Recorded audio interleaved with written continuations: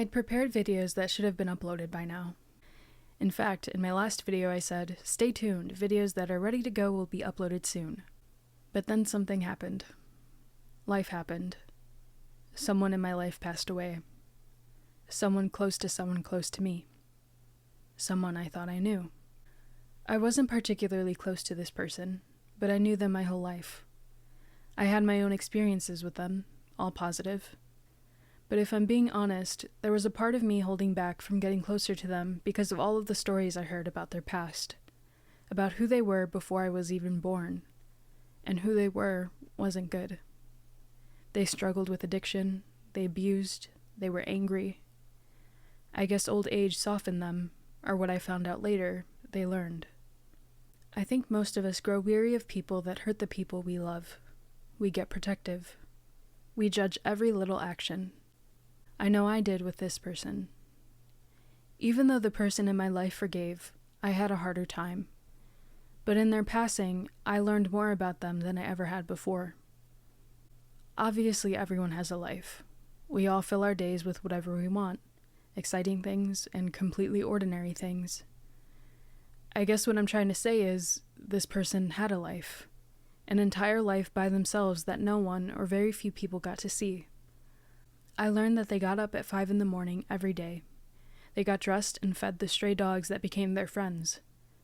They'd wait by the door, tails wagging in anticipation. Then they'd have their own breakfast. Coffee, maybe a beer, and some Jell-O. Then they'd walk with the dogs for miles as the sun rose higher and higher. They'd stop at the stand for tacos. They asked for 8, they ate 2, and handed the rest out to any homeless. Then they'd walk some more. One dog on one side and another dog on their other. Then they stopped in the downtown area, sat on a bench, held a pack of beers to share with anyone who wanted conversation, and stayed there for hours. They made friends with so many people. They made an impact on so many people. At their funeral, a woman approached their casket crying. She said, "I was homeless with my 2 children. This person came up to me and offered their guest studio in the backyard for free.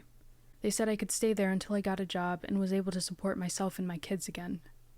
This person saved my life."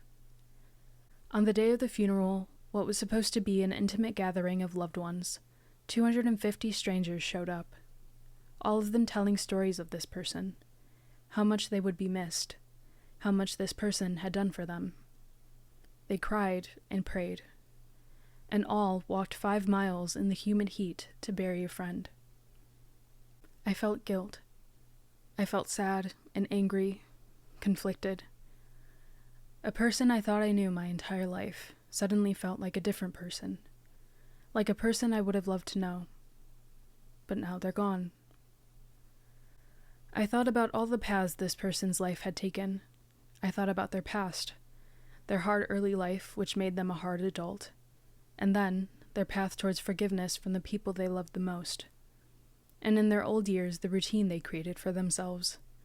The complete freedom and joy they must have felt in walking for miles every day with 2 wagging tails by their side. The wonderful conversations they must have had on that bench. How simple yet fulfilling they made their life become. And then I felt proud and grateful. I felt proud of how far they came despite their past. I felt proud that they learned from their mistakes, and I felt grateful that I had had the chance to know them for as long as I did. And it was in this new version of them that I met after they died that I saw those same good characteristics in the person closest to me. I'm also grateful that I now know the real version of this person in their final years.